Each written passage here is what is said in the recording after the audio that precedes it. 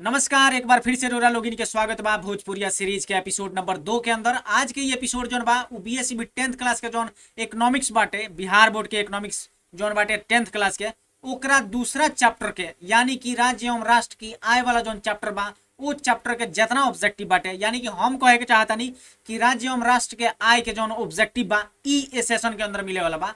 40 गो top most objective बाटे। बहुत लोग के हार्दिक इच्छा बाटे कि साइंस के मिसलेनियस क्वेश्चन के मिक्स ऑब्जेक्टिव के लेके आवल जाए, तो बहुत जल्दी ओकरो के रोलिंग के सामने मुखातिब करावे वाला बानी। तो थोड़ा सा इंतजार कर ली, इतना समय इंतजार कर बानी तो बहुत जल्दी मुखातिब करावे वाला बानी। ओकरा खातिर दोसर कोनो एगो समय हम निर्धारित करम जौना समय पर रोलिंग के वो वीडियो चाहे लाइव देखे के मिली। फिलहाल इस सेशन में आगे बढ़ल जाओ। आगे बढ़ी उससे पहले एगो छोटा सा अनुरोध करे के चाहता नहीं कि चैनल सब्सक्राइब नहीं करें तो सब्सक्राइब करी, बेल आइकन दबाई, ऑल नोटिफिकेशन पर क्लिक करी, अपना दोस्त यार लोग के साथ शेयर भी करी। हाँ, टेलीग्राम का लिंक डिस्क्रिप्शन में दिल गई बा, जाके ओकरा के ज्वाइन करी ताकि एग्जाम नजदीक आवे, चाहे कोनो पीडीएफ देवे को के, कोनो इन्फॉर्मेशन देवे को के, चाहे रूरल लोगी के कोनो अपन बात विचार करे को तो वहां पे कर सकी। चलिए वीडियो में आगे बढ़ जाओ। आज के जो ये ऑब्जेक्टिव जितना भी रोलिंग के सामने आवे वाला बा काफी आसान ऑब्जेक्टिव बा, लेकिन आसान कहला के मतलब ही नहीं के कि खाली आसाने बा। इस सवाल में जान बा, उ प्रश्न में प्राण बाटे, परीक्षा में पूछे जाए वाला बाटे, कई बार पूछल भी गइल बाटे। तो चलिए वीडियो में आगे बढ़ जाओ। देखल जाओ पहिल का सवाल जो बा रूरल लोगिन के सामने कौन आ गइल बाटे। तो देखिए पहिल का सवाल रूरल लोगिन के सामने आ गइल बा, बिहार के किस जिले का प्रति व्यक्ति आय सर्वाधिक है? पटना के, गया के, शिवहर के कि नालंदा के? तो देखी सबसे अधिक जे बा उ पटना के बाटे। प्रति व्यक्ति आय जे बा उ बाटे 1,15,239 रुपया प्रति वर्ष के बात हो रहल बाटे। ठीक बा, तो बिहार में पटना जो जिला बा उ जिला के सर्वाधिक बाटे उ आय बाटे। तो ऑप्शन नंबर ए जे बा उ बिल्कुल सही हो जाई। अगला सवाल देखी, भारत में वित्तीय वर्ष कहा जाता है? 1 जनवरी से 31 दिसंबर, 1 जुलाई से 30 जून, 1 अप्रैल से 31 मार्च, 1 सितंबर से 31 अगस्त। तो देखी जौन हमनी के फाइनेंशियल ईयर होकेला भारत में जौन वित्तीय वर्ष बाटे उ बाटे 1 अप्रैल से लेके 31 मार्च तक होकेला। अगला सवाल देखी, बड़ा शानदार सवाल आ रहल बा। एक गो सवाल बड़ा जानदार बा, लाजवाब बाटे। हमनी क्या कर रहल बानी सोशल साइंस के वीवीआई ऑब्जेक्टिव मैट्रिक परीक्षा 2024 खाटी। तो तीसरा प्रश्न रउरा सामने बा, भारत में किस राज्य की प्रति व्यक्ति आय सर्वाधिक है? बिहार के, चंडीगढ़ के, हरियाणा के कि गोवा के? तो देखी गोवा के जे बा, गोवा के जौन बा, गोवा राज्य जौन बा ओकर जौन प्रति व्यक्ति आय जौन बा उ सर्वाधिक बाटे। तो ऑप्शन नंबर डी जे बा बिल्कुल सही जवाब हो जाई। अगला सवाल देखी, बिहार में सर्वाधिक न्यूनतम प्रति व्यक्ति आय वाला जिला कौन बाटे? तो देखी पटना तो सर्वाधिक वाला रलक हो गए, तो एमे बताओ बा ओमे पूर्णियो दिले बा, शिवहर दिले बा, बेगूसराय दिले बा। तो ऑप्शन नंबर सी बिल्कुल सही जवाब हो जाई। शिवहर जे बा ओकर प्रति व्यक्ति आय जे बा उ तकरीबन 19,600 के आसपास बाटे। अब कि ना, तो 19,600 के आसपास एकर बा, और एकरा से थोड़ा सा अधिक बाटे अररिया जिला के, ओकर बाटे 20,600 के आसपास, मतलब 1,000 रुपए के अंतर बा। तो ऑप्शन नंबर सी जे बा बिल्कुल सही जवाब हो जाई। अगला सवाल देखी, राष्ट्रीय आय की गणना में कौन सी कठिनाइयां हैं? आंकड़ों को एकत्र करने में कठिनाइयां हैं, दोहरी गणना होने की संभावना है, मूल्य मापने में कठिनाई, उपर्युक्त में से सभी। देखिए जौन राष्ट्रीय आय के गणना करे के जौन प्रोसेस बाटे उ आंकड़ा जौन बा एकत्र करे में बहुत परेशानी होखेला। दोबारा कोनो आदमी गिना जाए, उ आय दोबारा गिना जाए, इहो एगो परेशानी बा।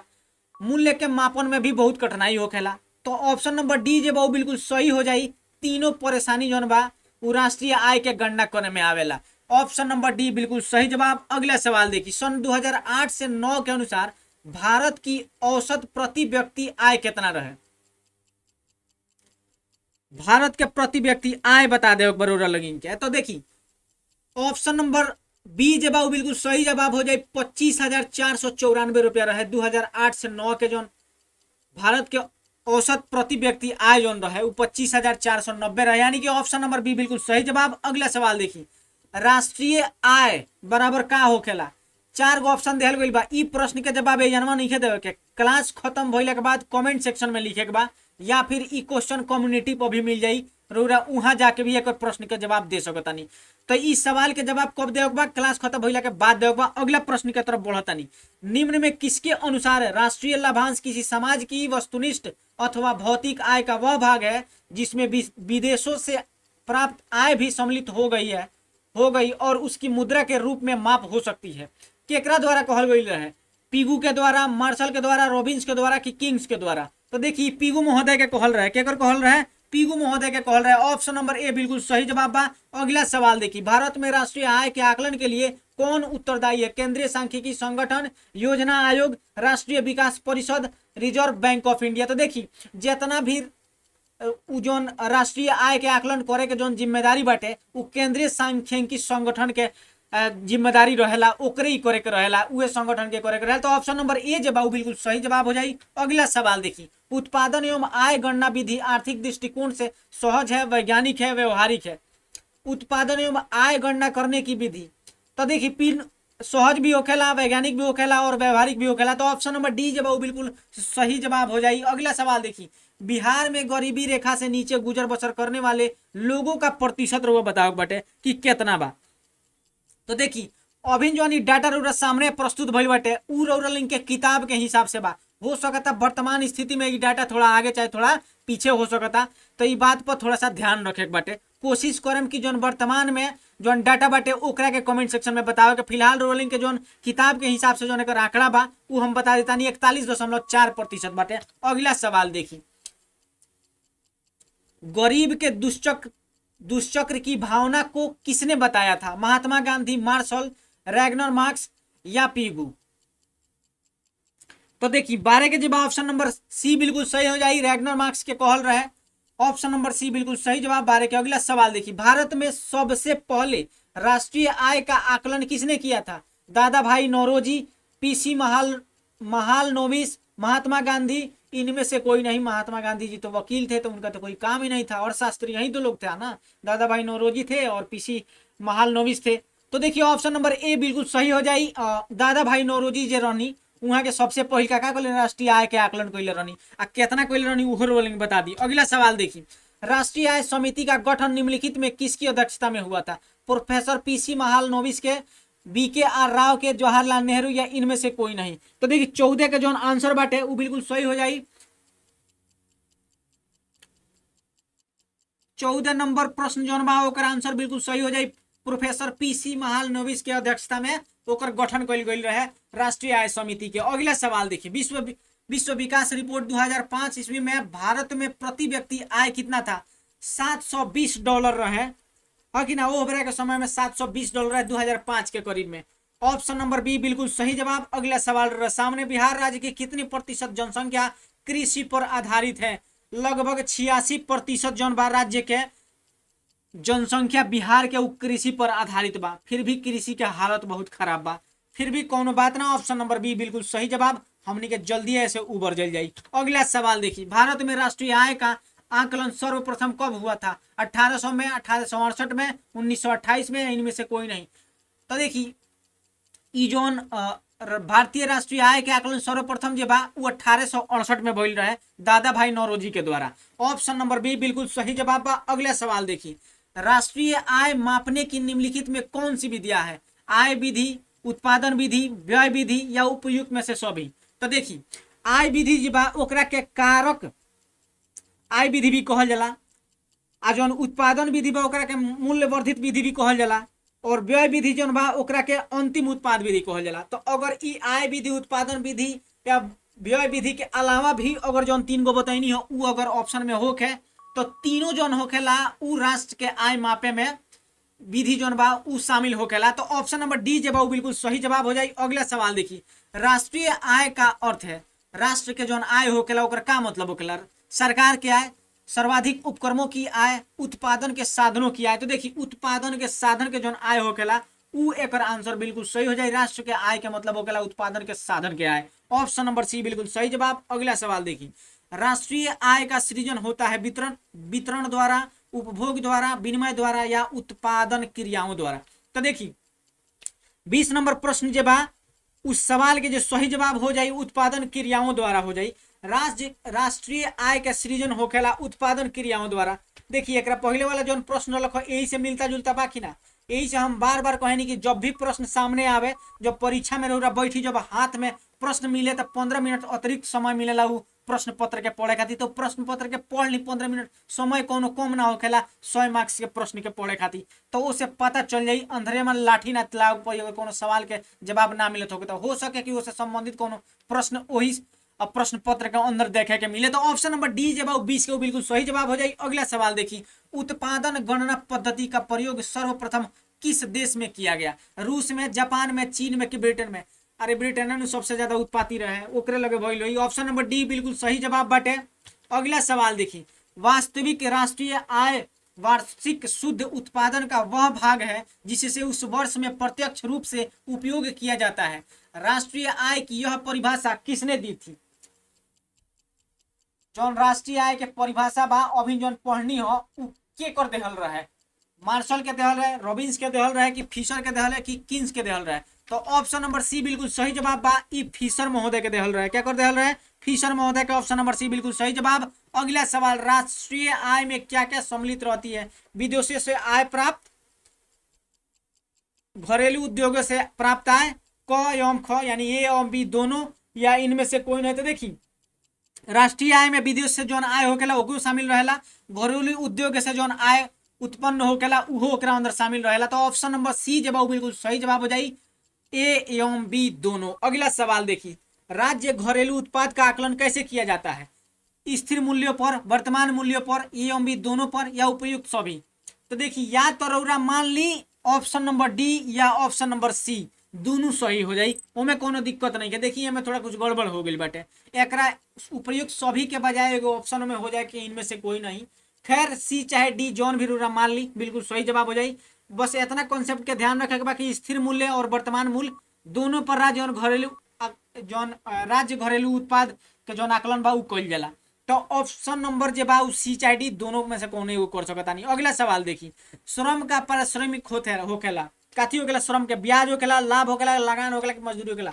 तो देखी, जब कि उ श्रम करेला तो ओकरा श्रमिक मिले, ओकरा पारिश्रमिक मिलेला, यानी कि ओकरा काम के बदले कुछ पैसा मिलेला, यानी कि ओकरा मजदूरी मिलेला। तो ऑप्शन नंबर डी जे बा उ बिल्कुल सही हो जाई। अगला सवाल देखी, पूंजी के पारिश्रमिक कौन पैसा केहू के दे देले बानी, चाहे बैंक में धो देले बानी, तो बैंक उ पैसा के बदले का देवेला? ब्याज देवेला। तो ऑप्शन नंबर डी जे बा उ बिल्कुल सही हो जाई, पूंजी के जौन पारिश्रमिक होखेला उ ब्याज होखेला। अगला सवाल देखी, भूमि के पारिश्रमिक का होखेला?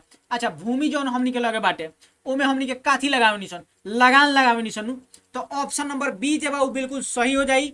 27 के जबा उ ऑप्शन नंबर बी बिल्कुल सही हो जाई, लगान होखेला भूमि के पारिश्रमिक। अगला सवाल देखी, विकसित राज्यों की ऊंची होती है प्रति व्यक्ति आय, बचत एवं विनियोग, पूंजी का निर्माण, इनमें से कोई नहीं। ऑप्शन नंबर ए बिल्कुल सही जवाब। जौन भी राज्य विकसित हुई यही बात पर निर्भर करी कि ओकर प्रति व्यक्ति आय कितना बात है।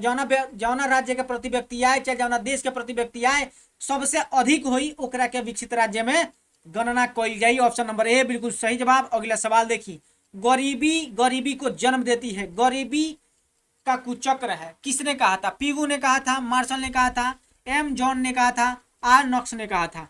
तो देखिए, ई जो 29 नंबर सवाल बा ओकर सही जवाब जे बा उ आर रैगर नॉक्स के कहल गइल रहे। ठीक बा, ऑप्शन नंबर डी बिल्कुल सही जवाब बा। अगला सवाल देखिए, राष्ट्रीय आय के अंतर्गत शामिल है वस्तु का मूल्य, सेवाओं का मूल्य, वस्तु और सेवाओं का मूल्य, या इनमें से कोई नहीं? तो देखिए, ऑप्शन नंबर सी जे बा उ बिल्कुल सही जवाब हो जाई, वस्तु के मूल्य और सेवाओं का मूल्य दोनों शामिल रहेला ओकरा अंदर। राष्ट्रीय आय के अंतर्गत ई दोनों शामिल रहेला। ऑप्शन नंबर सी बिल्कुल सही जवाब। अगला सवाल रहा सामने बा, जिस देश की राष्ट्रीय आय अधिक होती है वह देश क्या कहलाता है? जौना देश के राष्ट्रीय आय अधिक हुई जाहिर से बात बा उ देश विकसित हुई। ऑप्शन नंबर बी बिल्कुल सही जवाब बाटे। अगला सवाल देखें, निम्नलिखित में से कौन सा देश विकसित अर्थव्यवस्था का उदाहरण है? नेपाल, बांग्लादेश, श्रीलंका कि ब्रिटेन? तो देखिए, नेपालों के हालत उहे बा, बांग्लादेश के हालत उहे बा, श्रीलंका के हालत उहे बा, लेकिन इन सब में जे बा उ सबसे बेहतर और सर्वोच्च स्थान पर जौन बा उ बाटे ऑप्शन नंबर सी, यानी कि ब्रिटेन जे बा ओकर देश के विकसित अर्थव्यवस्था के एगो उदाहरण के तौर पर देखल जा सकता ब्रिटेन के। ऑप्शन नंबर सी बिल्कुल सही जवाब। अगला सवाल रहा सामने, भूमि का पारिश्रमिक उसकी आय के रूप में क्या प्रकट करता है? लगान करेला। अब के तो बताइनी हो। ऑप्शन नंबर बी बिल्कुल सही जवाब बाटे। अगला सवाल देखिए, भारत में गरीबी रेखा से नीचे रहने वालों की संख्या है 26.8, 27.8, 28.8 की 29.8? तो ऑप्शन नंबर डी बिल्कुल सही जवाब हो जाए, 29.8। जितना भी आंकड़ा जौन बतावल जाता वो वर्तमान स्थिति में आगे पीछे हो सकता है। ई जौन आंकड़ा बा रोलिंग के किताब के हिसाब से बा, तो परीक्षा में टीचर के मूड के कोनो पता नहीं है कि कहना हिसाब से चेक करी, किताब के हिसाब से चेक करी कि वर्तमान स्थिति में जौन आंकड़ा बा ओकरा हिसाब से चेक करी। फिलहाल रोलिंग के प्रश्न जौन बा उ किताब से बा, तो किताब के जवाब के मद्देनजर रखे के बा। तो ऑप्शन नंबर डी जे बा बिल्कुल सही जवाब बा। अगला सवाल देखी, बिहार में कुल घरेलू उत्पाद कितना प्रतिशत है? 11.03% बा। ऑप्शन नंबर सी जे बा बिल्कुल सही जवाब बा। हमनी के कर रहल बानी सोशल साइंस के VBI ऑब्जेक्टिव मैट्रिक क्लास 2024 के परीक्षा खातिर, या फिर ये कहली कि class 10 social science VBI objective exam 2024 खातिर कर रहल बानी सन। तो देखिए इनमें से कौन एक बीमारू राज्य नहीं है? बिहार तो बढ़ले बा, मध्य प्रदेश के हालत भी कुछ ठीक नहीं है, उड़ीसा भी कुछ ऐसा नहीं है, लेकिन कर्नाटक जौन बा वो बीमारू राज्य नहीं है, वो सुखी संपन्न राज्य बा। ऑप्शन नंबर सी बिल्कुल सही जवाब। अगला सवाल देखिए, ऊंची विकास दर से तेजी से समृद्धि होती है, गरीबी दूर होती है, देश विकसित देश की श्रेणी में आ जाता है, ए एवं बी दोनों।